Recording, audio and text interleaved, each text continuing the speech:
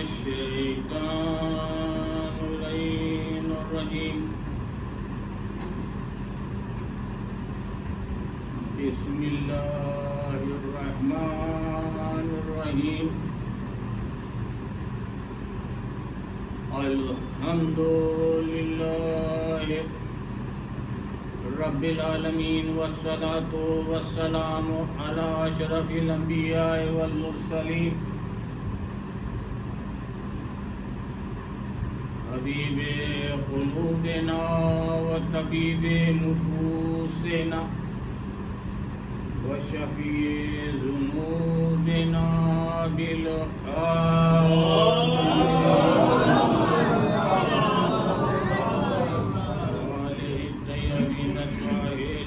المعصومين المظلومين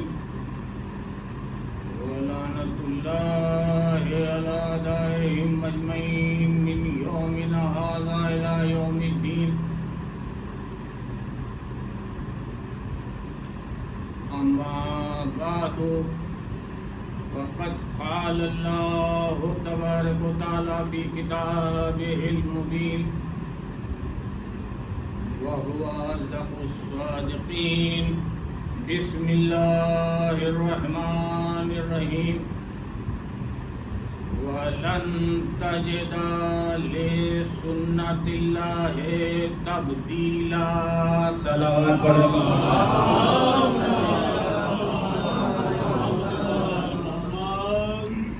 آپ ادھر آ جائیے جگہ خالی مجھے بہت مڑنا پڑے گا آپ کو دیکھنے کے لیے آئیے ادھر آ جائیے ایک بڑی مختصر سی آیت ہے جس کو میں نے اپنا سرنامہ کلام قرار دیا پہلی بات تو یہ سن لیجیے یہ آیت قرآن میں کئی بار نازل مکرر کئی مرتبہ نازل ہوئی ہے اور 3 مرتبہ تو میں نے ضمانت لیتا ہوں کہ میں نے پڑھی ہے باقی ہو سکتا ہے اس سے زیادہ بھی بار نازل ہوئی میرے علم میں نہیں ہے لیکن 3 مرتبہ میں نے خود پڑھی ہے یہ ہے اتنی تو ضمانت بھی 2 جگہ یہ آیت واو کے بغیر نازل ہوئی ہے لن تجد لسنت اللہ تبدیلا واو نہیں ہے 2 جگہ اور ایک جگہ یہ آیت واو کے ساتھ نازل ہوئی ہے ولن تجد لسنت اللہ تبدیلا حالانکہ واو سے کوئی فرق نہیں پڑتا واو ہے اور واو کا مطلب اور تو یہ 2 جملوں کو جوڑنے کے لیے ہوتا ہے واو اس سے جملوں پر کوئی فرق نہیں پڑتا وہ آیا اور اس نے کھانا بھی کھایا تب یہ 2 جملوں کو جوڑنے کے لیے اور لگا دیا گیا بیچ میں اس اور کا اثر نہ وہ آیا پہ پڑے گا نہ اس نے کھانا کھایا پہ پڑے گا یہ صرف جوڑنے کے لیے تو جہاں یہ آیت واو کے ساتھ ہے وَلَن تَجِدَ تو وہاں بھی واو سے کوئی فرق نہیں پڑتا اصل آیت اتنی ہی بچتی ہے کہ لن تجد لسنت اللہ تبدیلا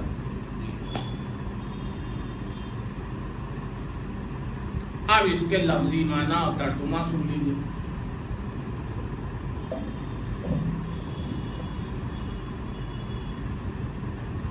دیکھیے اس میں ایک لفظ استعمال ہوا ہے سنت اللہ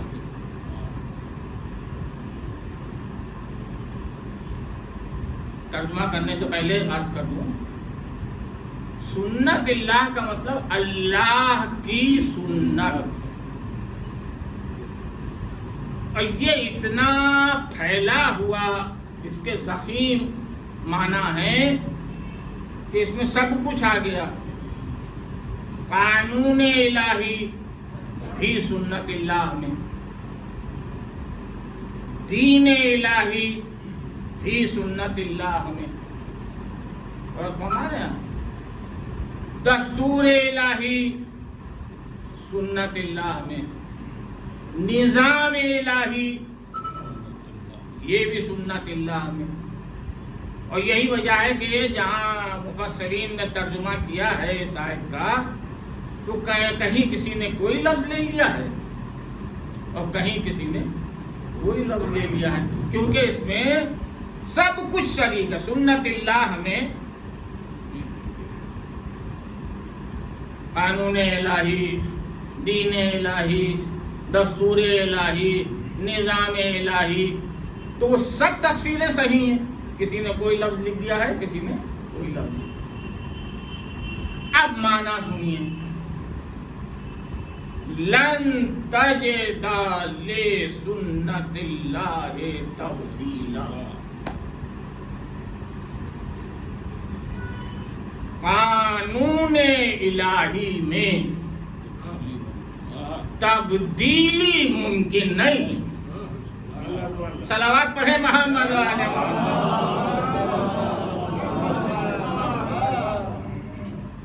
اب جو چاہیے آپ کہیے، دین الہی میں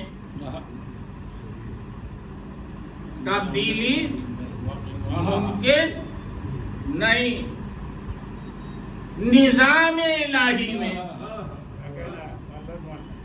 تبدیلی ممکن نہیں. اچھا، آیت اتنی ظاہر ہے، اس میں ایسی اہم بات کہی گئی تھی کہ اللہ نے ضروری سمجھا کہ اس کو بار بار دہرا دیا جائے، بار بار دہرا دیا جائے. تو کئی مرتبہ یہ آیت نازل ہوئی اور قرآن میں موجود ہے، لن تجد لسنت اللہ. قانون الہی میں، دین الہی میں تبدیلی ممکن نہیں. اچھا بھائی، جب اللہ کہہ رہا ہے، بھیا ادھر آ جائیے. اچھا مولانا ہے، تشریف رکھیے. بسم اللہ، صلوات پڑھنے آپ حضرات.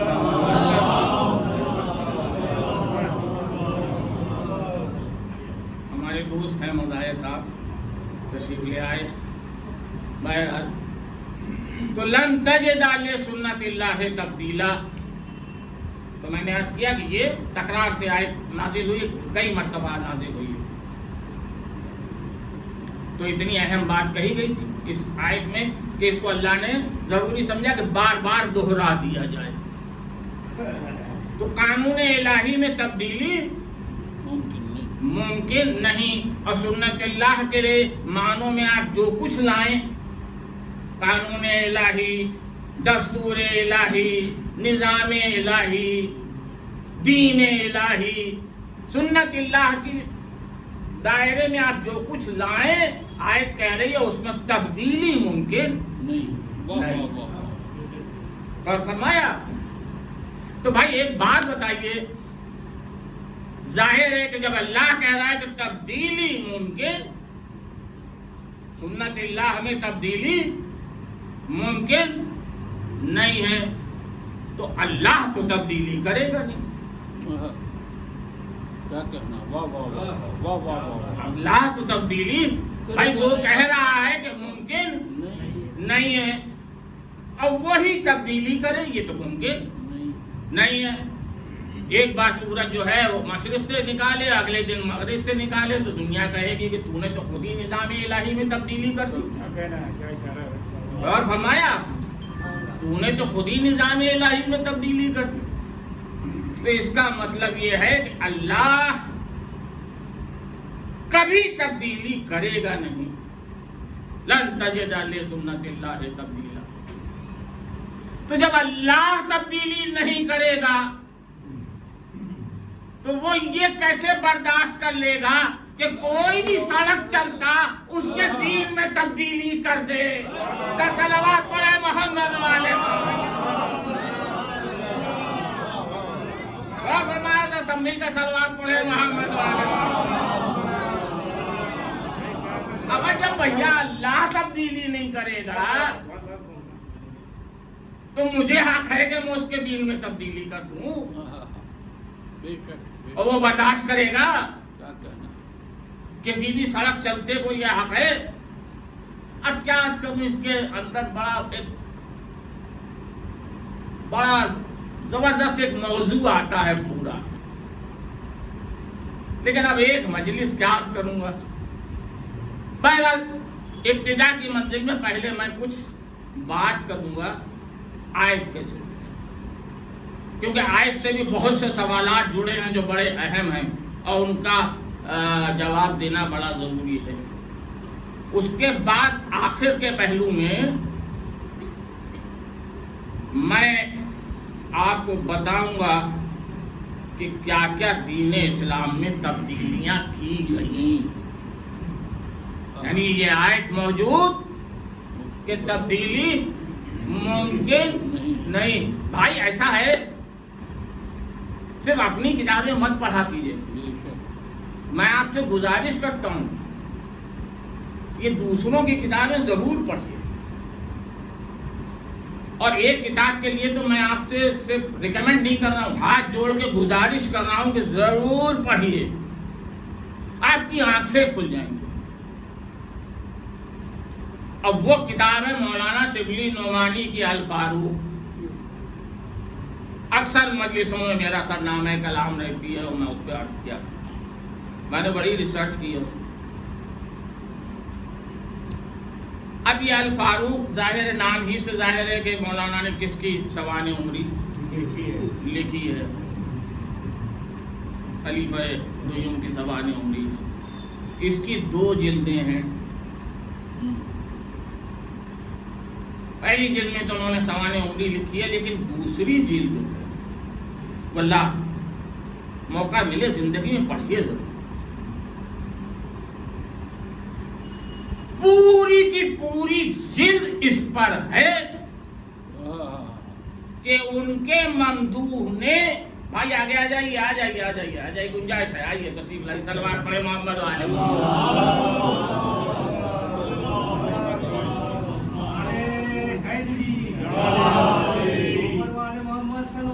दूसरी जिल्द अल फारूक की दूसरी जिल्द जो है वो पूरी की पूरी इस पर है कि मौसूफ में जिनके लिए वो किताब लिखी गई है, उन्होंने शरीयत में क्या क्या तब्दीलियां की, निजाम मुस्तफा में क्या क्या तब्दीलियां की, अजान में क्या घटाया क्या बढ़ाया, कौन कौन सी नमाजें बढ़ाई जो नहीं थी रसूल अल्लाह के ज़माने में और कौन सी कम थी। बहरहाल इसके अलावा जिल्द-ए-दुय्यम अल फारूक और बड़े कर्रो फर के साथ शद्दो मत के साथ तारीफें, अरे अल्हम्दुलिल्लाह क्या अर्ज करूं, निज़ाम मुस्तफावी में क्या क्या तब्दीलियां की। और यही थे पहले कि जिन्होंने बैतुल माल कायम किया और उसकी बड़ी तारीफें हैं। यहाँ तक के क्या कहूँ, ये जुमला तक लिख दिया मौलाना ने कि रसूल अल्लाह के तो जहन में ही नहीं आई ये बात। इनके आई दिमाग में तो उन्होंने बैतुल माल कायम कर दिया, यानी सरकारी खजाना, ट्रेजरी, गवर्नमेंट ट्रेजरी।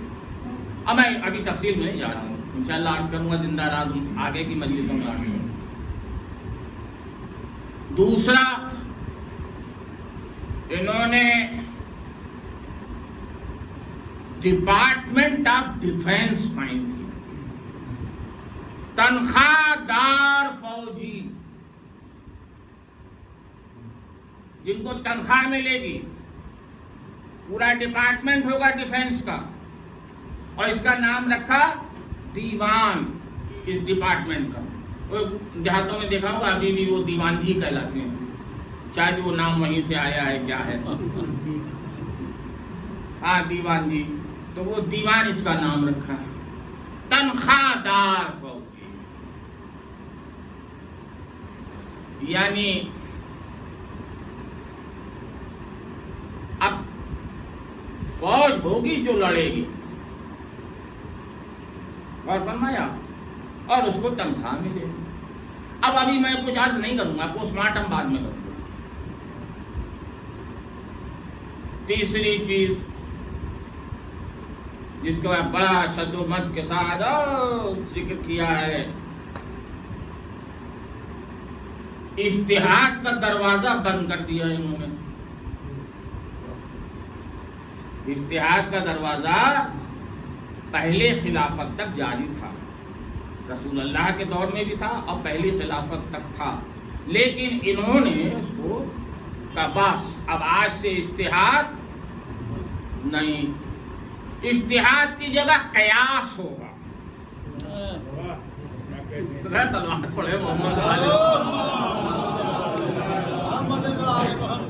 قیاس کروں آپ کے, اور ہم مانتے ہیں سر تسلیم خم ہے کہ یہ سب کیا ہم مانتے ہیں.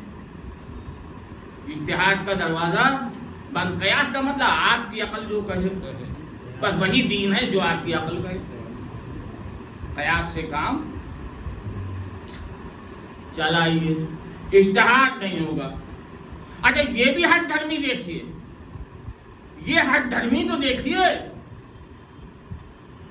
اجتہاد نہیں خطا اجتہادی ہے. صلوات پڑھے محمد علیہ ذرا غور فرمایا.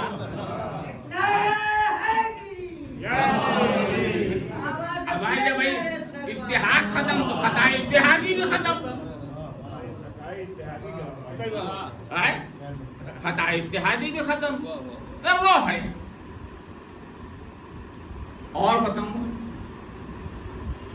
77 پیج میں مولانا نے ایک بات لکھی, ایک تھیوری کہ جو انہوں نے پروپاؤنڈ کی, سمجھ رہے ہیں, اور اس کے موجب اور مفکر یہی تھے اس تھیوری کے. اور وہ تھیوری کیا تھی؟ رسول اللہ کی 2 حیثیتیں ہیں, وہ نبی بھی ہیں اور وہ انسان بھی ہیں, اور کچھ کارہائے نبوت ہے اور کچھ انسانوں والے کام ہیں, اور یہ ہے وہ ہے. وہ پوری تھیوری کون کون سے کام کارہائے نبوت میں ڈال دیے, کون کون سے وہ بڑے شرط. ارے کیا تھیوری انہوں نے. بھائی اب کیا عرض کروں میں, یوں سمجھیے ایک پورا دین, پیرلل دین اسلام کے پیرلل ایک دین کھڑا کر دیا گیا, پورا دین نیا, اس اسلام کے مقابلے میں جو رسول اللہ لے کے آئے تھے. پورا دین کھڑا کر دیا گیا, اور اس دین کا نام کیا رکھا گیا جانتے ہیں آپ خوب؟ اس دین کا نام رکھا گیا سیرت شیخین.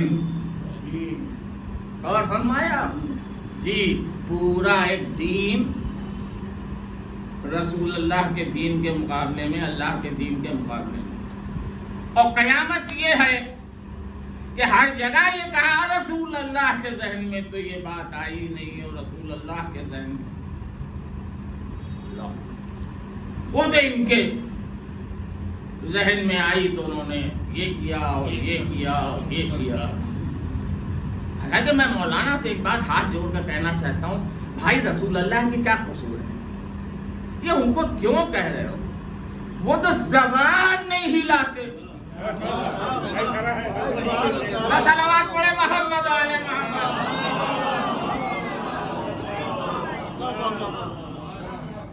زبان کو جنبش نہیں دیتے جب تک کہ وہی نازل نہ ہو. تو اگر اللہ جبرائیل کو بھیجتا اور کہتا کہ رسول بیت المال قائم کرو, کر دیتے قائم. کا ڈیفنس کا ڈپارٹمنٹ فوجی تنخواہ دار فوجی قائم کرو, کیا رسول نہیں قائم کرتے؟ اگر نہ کرتے تب ان کا قصور تھا. اور فرمایا تو یہ بھیا رسول اللہ کے ہاتھ دھو کے کیوں پیچھے پڑے ہو؟ ان کا قصور کیا ہے؟ قصور ہے یہ سب نہ ہونے کے پیچھے تو اس کا ہے. صلوات پڑھے محمد والے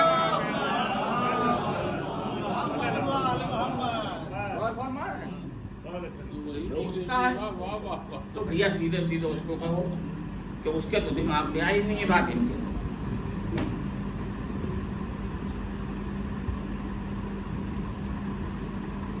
بھائی میں ایک بات کہا کرتا ہوں اکثر مجلس میں،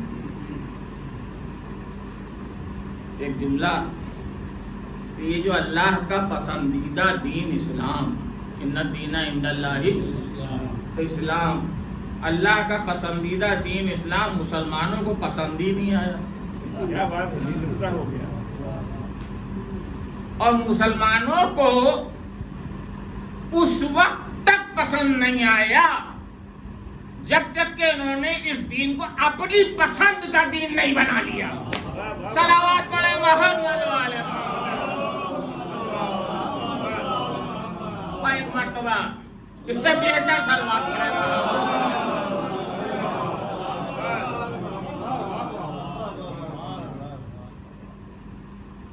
تو بھائی اس پر بھی آؤں گا، لیکن اب اتنا آپ خود ہی سمجھ سکتے ہیں کہ یہ اتنا بڑا مضمون، یہ ایک مجلس کا تو ہے، ایک عشرے کا مضمون. اور میں نے پڑھا ہے عشروں، تو عشرے کا مضمون ہے. اس وقت تو نہیں ہو پائے گا ظاہر، میں نے اشارے کر دیے آپ کو. اور اگر بعد میں وقت ملا تو کچھ تھوڑا بہت اور میں مولانا کا حساب کتاب برابر کر دوں گا ابھی بعد میں. لیکن شروع میں بھائی یہ بھی ضروری ہے، آیت پر بھی کچھ گفتگو ہونا چاہیے. یہ نہیں کہ وہ اکثر لوگ کرتے ہیں کہ آیت پڑھیے چھلانگ لگائی کہیں گے نہیں پہنچے، تو آیت پر بھی گفتگو. اس کے بعد وقت بچا تو میں کچھ تھوڑا بہت تجزیہ کروں گا، اور اگر نہیں وقت بچا تو انشاءاللہ اگر زندگی رہی تو. آیت کہہ رہی ہے کہ لن تجد، بس اب میری یہاں سے بات گفتگو بہت سنجیدہ ہے اور بڑی توجہ سے سنیں گے. اب میں آیت پر بات کر رہا ہوں، مولانا کے خرافات پہ بات کر رہا ہوں. لن تجد لسنت اللہ تبدیلا، تو دو جگہ لن تجدہ کے ساتھ ہے اور ایک جگہ واو کے ساتھ ہے، ولن تجد لسنت اللہ.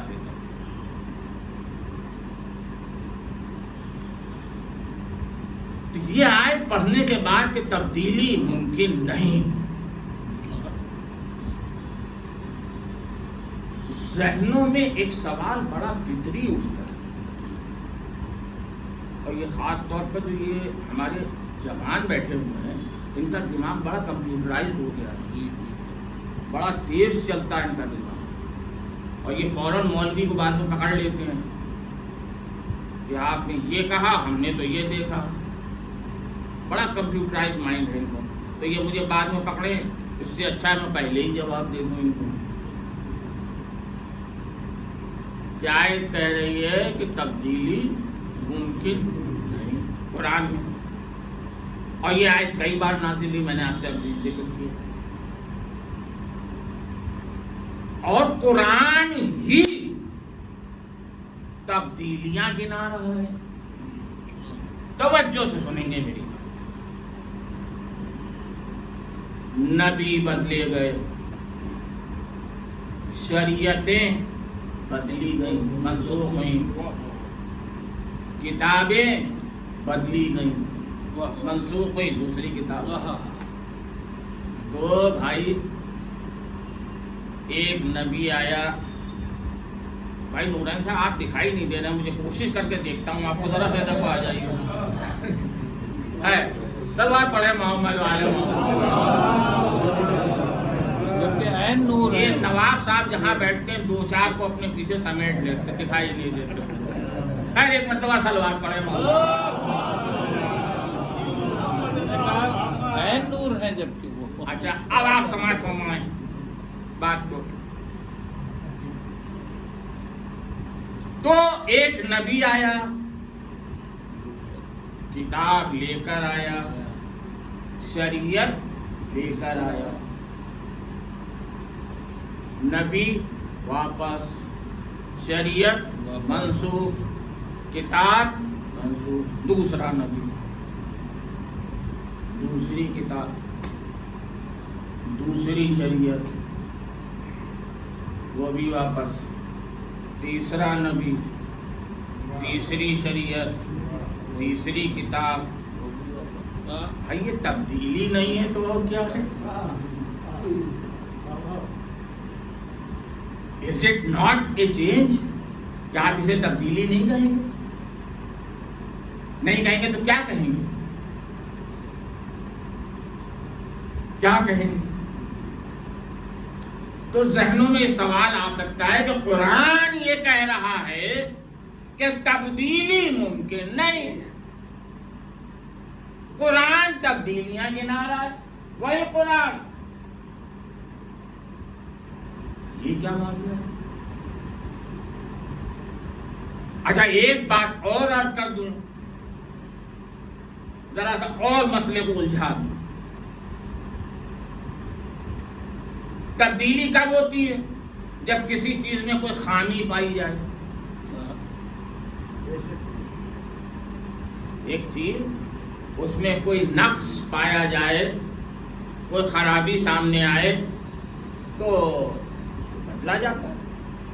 بھائی ہمارے یہاں کے قانون روز بدلتے ہیں، اور اس کی سیدھی سی وجہ یہ کہ بنانے والے بڑے ناقص ہیں. جب پھولن دیوی اور لالو پرساد قانون بنائیں گے تو وہ ناقص تو ہوں گے. نتیجہ یہ کہ بدلنا پڑتے ہیں، ان کا نقص سامنے آتا ہے. تو کیا یہ شریعتیں اس لیے منسوخ ہوئیں کہ ان میں کوئی نقص سامنے آیا تھا؟ دیکھیے بڑا ٹیڑھا سوال کر رہا ہوں میں. کیا نبی اس لیے بدلے گئے کہ معاذ اللہ کوئی ان میں نقص سامنے آیا؟ کتابیں اس لیے تبدیل ہوئیں کہ معاذ اللہ ان میں کوئی، یہ تصور بھی دائرہ اسلام سے باہر کر دے گا. اس لیے کہ یہ قانون اس لیے بدلے جاتے ہیں کہ یہ قانون ہمارے والے، کہ یہ قانون لالو پرساد اور پھولن دیوی بناتے ہیں تو ان میں تو نقص ہو گئی اور بدل دیے جاتے ہیں، بدلنا پڑتے ہیں. اب آج کل آپ دیکھ ہی رہے ہیں کسان کتنی آفت مچائے ہیں کہ تینوں قانون واپس لو واپس لو. لیکن شریعت بھیجی اللہ نے، نبی بھیجا اللہ نے، کتاب بھیجی اللہ نے. نقص کا امکان ہی نہیں. جب وہ بھیج رہا ہے تو پھر نقص کا امکان ہی نہیں ہے. اچھا تو پھر اب ایک سوال اور اٹھتا ہے، جب کوئی نقص نہیں تھا تو بدلنے کی ضرورت کیا تھی؟ صلوات پڑھے محمد والے محمد. بھائی سننا ہے تو صلوات سے تھوڑا ساتھ دینا پڑے گا.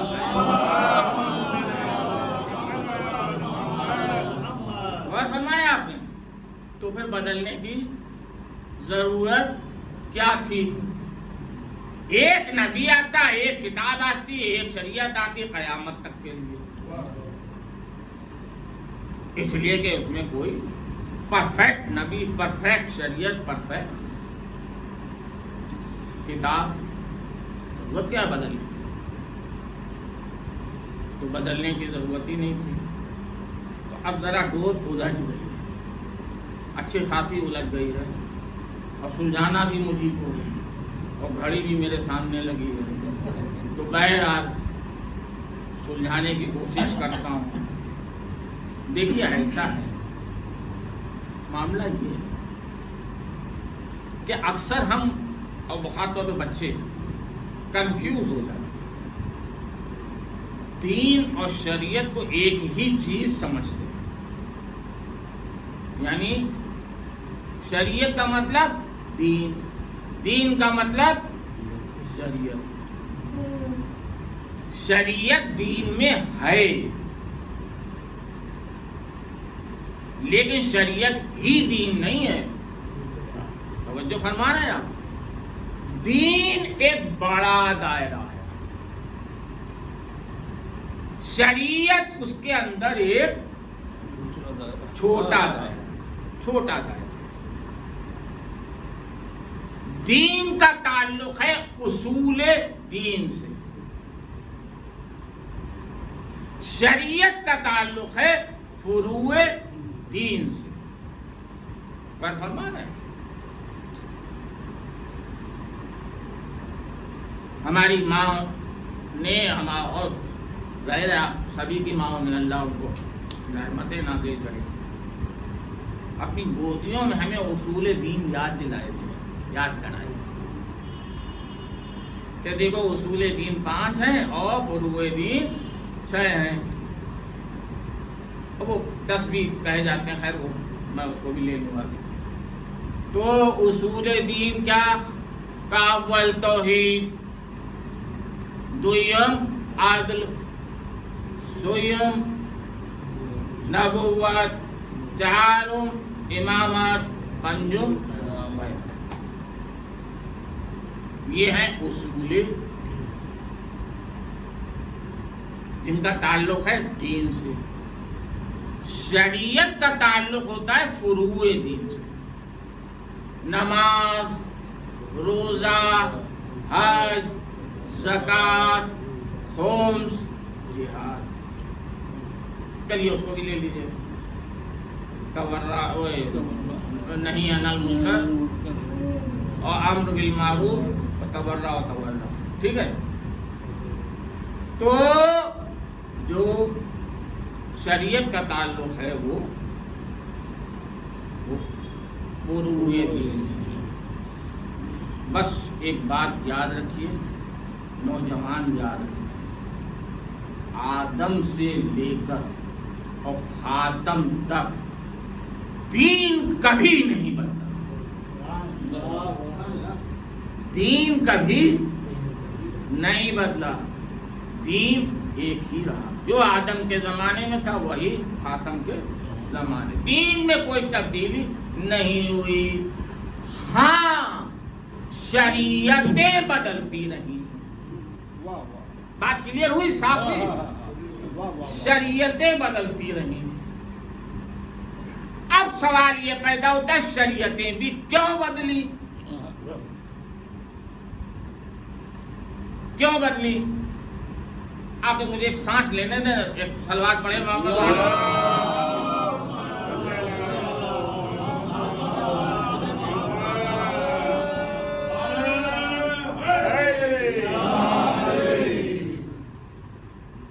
شریعتیں بھی کیوں تبدیل ہوئی؟ وجہ بہت آسان لفظوں میں عرض کرنا۔ دیکھیے اسلام جو ہے وہ انسان کے جملہ امراض کا علاج لے کر آیا تھا، وہ چاہے جسمانی امراض ہوں، چاہے روحانی امراض ہوں، چاہے نفسانی امراض ہوں، تمام امراض کا علاج اسلام لے کر آیا تھا۔ علاج کا ایک بیسک تقاضا ہوتا ہے، بیسک ریکوائرمنٹ علاج کی، کہ جیسے جیسے مریض کی حالت بدلے علاج بدلنا چاہیے۔ صلوات پڑھے محمد والے محمد۔ بھائی یہ لکھنؤ کا مجمع ہے، ابھی میں نے کچھ عرض کیا ہی نہیں، وہ سب سمجھ گیا، پورا سب سمجھ گیا۔ صلوات پڑھے محمد والے۔ علاج کی بیسک ریکوائرمنٹ یہ ہوتی ہے کہ جیسے جیسے مریض کی حالت بدلے علاج تبدیل کیا جائے۔ میں گیا ڈاکٹر صاحب کے پاس، بڑا ہو گیا، 104 بخار ہے، اللہ اکبر، اور کھانسی زکام ہے، بس نہ پوچھئے دم نکل رہا ہے، نزلے کا کیا ہے، بس نہ پوچھئے۔ انہوں نے دوسرے دن پھر گیا میں، ہاں بھائی صاحب اب کیا حال ہے؟ نہیں بخار تو اپنی 99 ہے صاحب، بس اس سے زیادہ نہیں، وہی نہیں دن بھر نزلہ کھانسی بخار، اور وہ نزلہ اور کھانسی الحمدللہ بہت بہت اس نے پورا پرچہ کاٹ دیا جو کل لکھا. پشت پہ اسی پرچے کے دوسرا پرچہ، دوسری دوائیں لکھ دی. کیا کوئی صاحب عقل یہ کہے گا کہ اگر کل کا پرچہ ٹھیک تھا تو آج بدلا کیوں؟ کیا بات ہے، کیا بات ہے. اور فرمایا، اور اگر آج کا ٹھیک ہے تو یہ کل ہی کیوں نہیں لکھ دیا تھا؟ کوئی آدمی یہ صاحب عقل یہ کہے گا، ہر صاحب عقل یہ کہے گا کہ کل کا نسخہ کل ٹھیک تھا، آج کا نسخہ آج ٹھیک ہے. اس کا مطلب یہ ہوا کہ تبدیلی ہمیشہ نقص کی دلیل نہیں ہوتی ہے. صلوات پڑھے محمد علیہ بھائی. کل کے رکتے میں کوئی نقص نہیں تھا جس لیے تبدیل کیا گیا، تو کل کا کل ٹھیک تھا، آج کا آج ٹھیک ہے. مگر ایک بات سن لیجئے بھیا، یہ علاج تبدیل کرنے کا حق صرف ڈاکٹر کو ہے، کسی سڑک چلتے کو نہیں ہے. صلوات پڑھے محمد علیہ محمد. ایک مرتبہ پھر سے صلوات.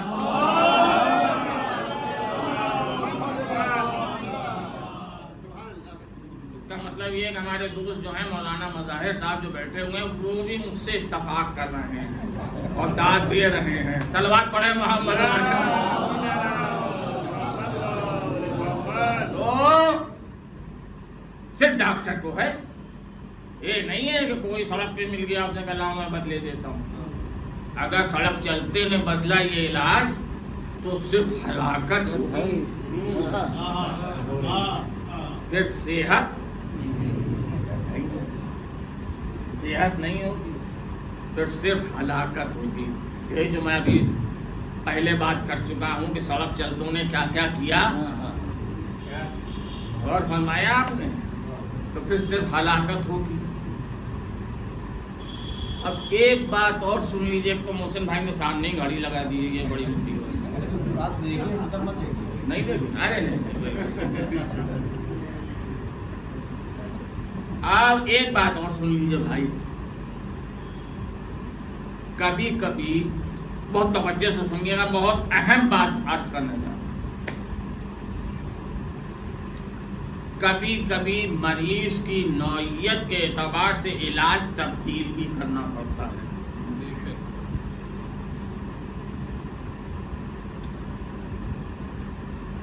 کبھی کبھی علاج دواؤں سے ہوتا ہے، کبھی کبھی علاج آپریشن کے ذریعے ہوتا ہے. مان لیجئے کہ دو بھائی ہیں، ایک شہر میں لکھنؤ میں، سگے بھائی، اور دونوں ڈاکٹر ہیں اور دونوں علاج کرتے ہیں. ایک امین آباد میں ہے اس کی دکان اور ایک حضرت گنج میں ہے. دونوں ڈاکٹر ہیں. باپ بیمار پڑا تو لوگ بڑے بھائی کے پاس لے گئے اس کو. بڑے بھائی نے مرض کی نوعیت کا اندازہ لگایا، مریض کی کیفیت کا اندازہ لگایا اور دوائیں لکھ دی. ٹھیک ہو گیا یا جو بھی ہوا صحیح ہو. 20 سال بعد، مان لیجیے مثال دے رہا ہوں،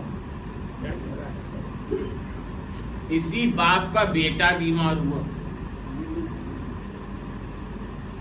اور لوگ اس کو چھوٹے بھائی کے پاس علاج کے لیے لے گئے جو امین آباد میں تھا. چھوٹے بھائی کے پاس، چھوٹے بھائی نے مریض کی کیفیت کا اندازہ لگایا، مرض کی نوعیت کا اندازہ لگایا پورا اس پہ، اور اس کے بعد اس نے یہ کہا اب دواؤں سے کام نہیں چلنا، اب صرف ایک راستہ ہے کہ آپریشن کر کے فاسد اجزاء کو نکال کر جسم سے صلوات پڑھنے محمد والے بھائی لکھنؤ میں مجلس پڑھنا بڑا مشکل ہے، ابھی تو میں نے کچھ کہا ہی نہیں اور یہ تو مجمع سب کچھ سمجھ گیا۔ صلوات پڑھے محمد والے محمد۔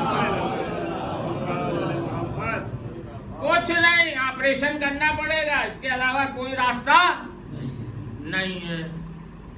کیا کوئی صاحب عقل یہ کہے گا کہ ہیں تو دونوں بھائی ڈاکٹر مگر دونوں کے مزاجوں میں فرق ہے؟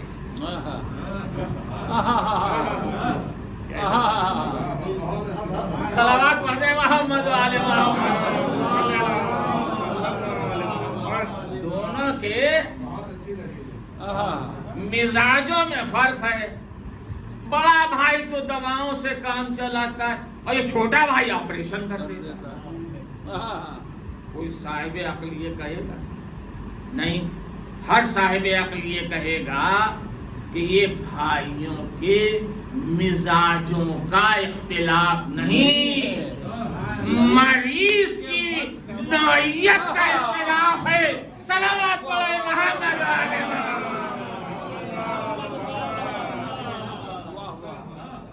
یہ مریض کی مرض کی نوعیت کا اختلاف ہے،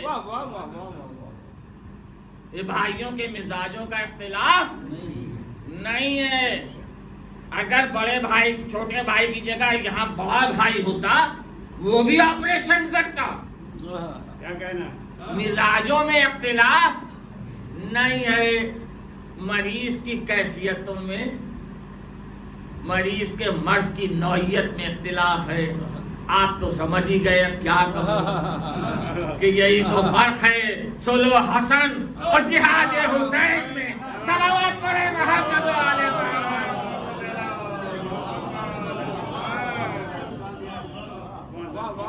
یہی فرق ہے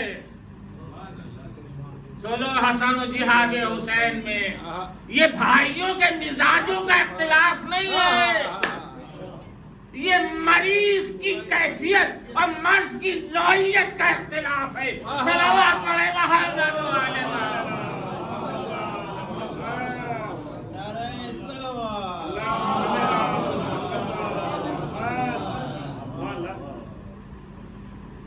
بڑے بھائی کے سامنے جب باپ کو لایا گیا تھا تو ابھی مرض کی نوعیت ایسی تھی کہ بڑے بھائی نے دواؤں سے کام چلانا مناسب سمجھا، یعنی صلح کر لی۔ لیکن جب چھوٹے بھائی کے سامنے یزید کو لایا گیا تو مرض کی کیفیت اتنی خراب ہو چکی تھی، مریض کی نوعیت اتنی خراب تھی کہ حسین نے طے کیا کہ اب کوئی راستہ نہیں، فاسد اجزاء کو اسلام سے کاٹ کر پھینکنا ہوگا۔ صلوات پر محمد والے محمد۔ اب اس کے سوا کوئی راستہ نہیں کہ فاسد اجزاء کو اسلام کے جسم سے کاٹ کر پھینکنا۔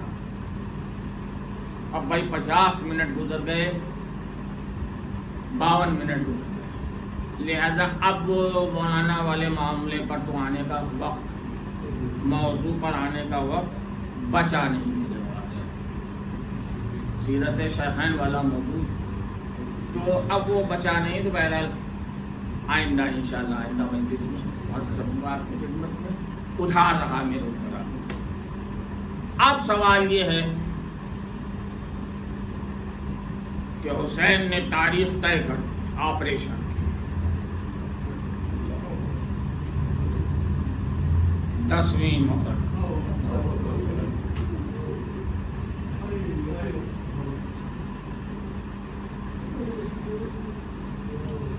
بڑی قیمت چکائی. آج آپ کڑیل جوان کا ماتم کرنے کے لیے آئے. اور لو حسین کے کڑیل جوان کا ماتم کرنے کے لیے. بتاؤں علی اکبر تھے کیا؟ روایت کہتی ہے کہ جب جناب علی اکبر اور جناب عباس مدینے کے بازار سے گزرتے تھے تو خرید و فروخت ٹھہر جاتے تھے، رک جاتے. لوگ صرف ٹکٹکی باندھ کر ان دونوں جوانوں کو دیکھتے رہتے تھے جب تک یہ نگاہ سے اوجھل نہ ہو جائیں، تب تک ان جوانوں کو دیکھتے رہتے. یہ غیر تھے، یہ غیر تھے. نگاہ تب تک نہیں ہٹاتے تھے جب علی اکبر نگاہ سے اوجھل نہ ہو جائے. وہ تو باپ تھا، وہ تو باپ تھا. جب گھوڑے پر سوار ہو کر چلے تو حسین کمر کو تھامے ہوئے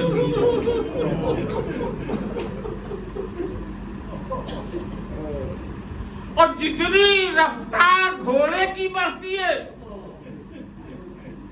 اتنی رفتار میرے مولا بڑھاتے جاتے ہیں. یہاں تک کہ ایک مرتبہ ظاہر ہے گھوڑے کی رفتار، ایک مرتبہ گر گئے.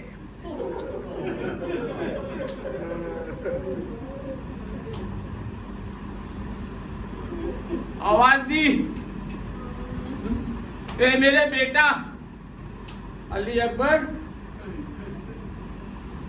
پلٹ پلٹ کے دیکھتے ہیں جب تک آنکھوں کے سامنے ہو، پلٹ پلٹ کے. زیادہ تر صاحبان اولاد ہیں جن کے بچے ہیں، اور اللہ آپ کے بچوں کو سلام. ایک باپ کے دل سے پوچھئے، کڑیل جوان 18 سال کا. اس پھوپھی کے دل سے پوچھئے، اس ماں کے دل سے پوچھئے. ایک جملہ سنا دوں آپ کو کہ جب اجازت لینے علی اکبر خیمے میں آئے ہیں تو جناب زینب کھڑی ہوئی تھی اور ماں بھی کھڑی تھی، ام لیلا. ام لیلا نے کہا، اے بی بی، جناب زینب سے مخاطب ہو کر، جب سے ہم نے علی اکبر کو آپ کو دیا، میں نے کبھی علی اکبر کو بیٹا کہہ کر نہیں پکارا. اگر آپ اجازت دے دیں تو جانے سے پہلے علی اکبر کو ایک بار بیٹا کہہ کر.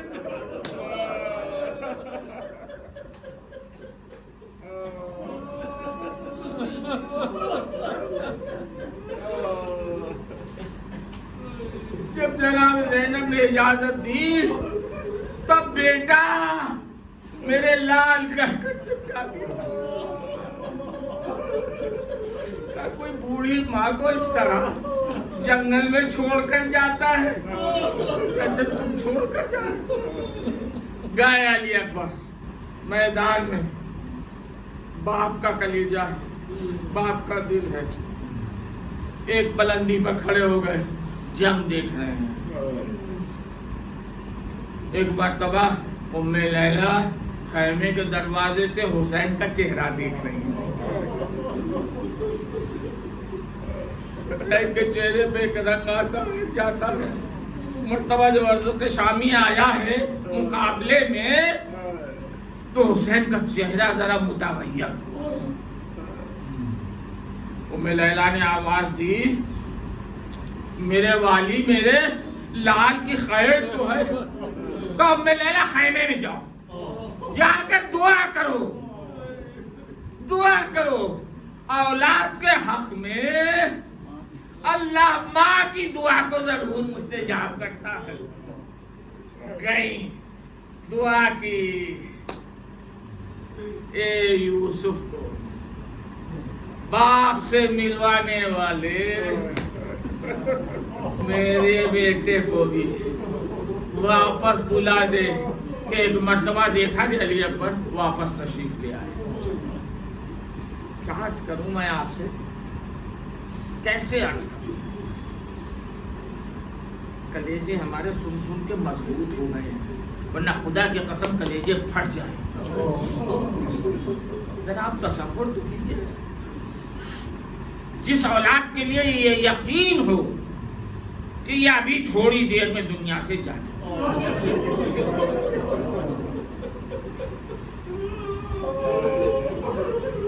جس اولاد کے لیے یہ یقین ہو کہ کچھ دیر میں یہ دنیا سے جانے والا ہے, وہ اولاد ایک آخری فرمائش کرے اور باپ اس کو بھی پورا کرے.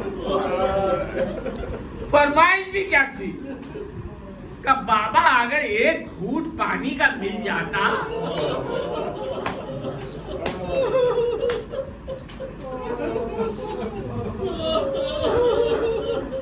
ان کو دیکھ کھاتا کہ اب بنی ہاشم کے جوان کس طرح جنگ کرتے. اللہ آپ بتائیں باپ کے کلیجے پہ کیا گزر گئی. بیٹا میرے دہن میں اپنی زبان دی فوراً نکال. آپ کی زبان میں تو مجھ سے زیادہ کاٹے. واپس گئے جنگ کی. اب وہاں تو یہ ہے نا کہ کوئی بھی آیا ہے تو قاتلوں میں ہمارا بھی نام لکھ جائے, لہذا کوئی تیر مار رہا ہے, کوئی پتھر مار رہا ہے, کوئی برچھی مار رہا ہے, کوئی بھالے مار رہا ہے, یہاں تک کہ ایک برچھی سینے میں پرواز کر علی اکبر نے اڑا کر زمین. یہ نہیں کہا کہ بابا میری مدد کے لیے آئیے, بس اتنا کہا بابا میرا آخری سلام قبول کرو. چلے حسین کمر کو تھامے ہوئے, اللہ میرے کسی دشمن پر بھی یہ وقت نہ ڈالے. چلے کا بیٹا آواز دیتے رہو, مجھے دکھائی نہیں دیتا, آواز دیتے رہو تاکہ میں تم تک پہنچ سکوں. کسی طرح سے پہنچے علی اکبر کے سرانے. کیسے عرض کروں, اللہ کسی بات کو یہ وقت نہ دکھائے کہ علی اکبر ایڑیاں رہا.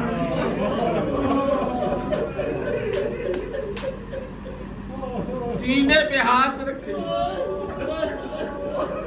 بیٹا کیا بات ہے, کب برچھی کی آنی پر وقت ہو گئی ہے. دونوں اپنے قدموں کے درمیان میں لیا علی اکبر, ادیب کے کو اپنی دونوں ہاتھوں اپنی دونوں انگلیوں سے مضبوطی سے برچھی کی آنی کو پکڑا. ملائکہ منہ پھیر پھیر کر کھڑے, انبیاء منہ پھیر پھیر کھڑے. خبردار یہ منظر ہم نہیں دیکھ سکتے. کڑیل جوان باپ روح پرواز کر گئی, لے کے چلے.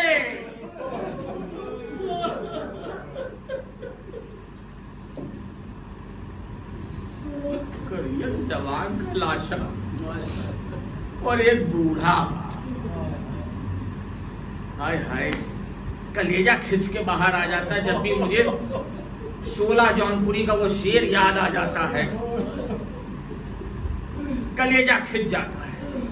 کہتے کچھ تجھ کو بھی ہو جائے گا احساس کربلا, کچھ تجھ کو بھی ہو جائے گا احساس کربلا. تنہا کسی عزیز کی میت اٹھا کے دے.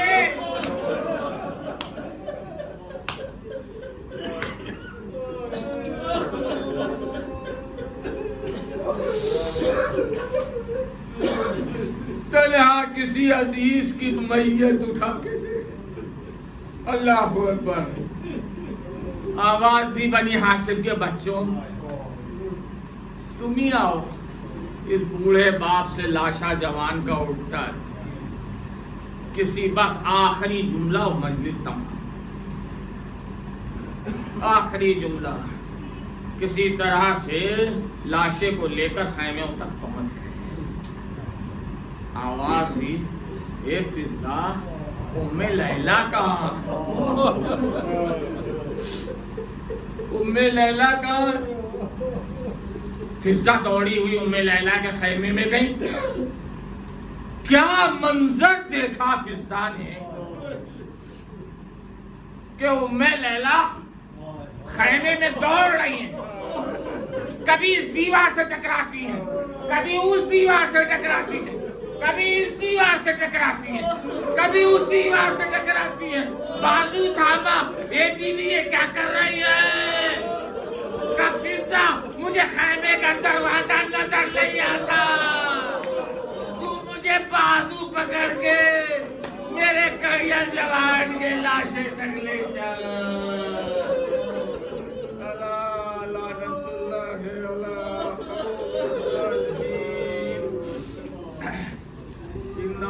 للہ و انا الیہ راجعون، رضا بقضائہ تسلیما لامرہ۔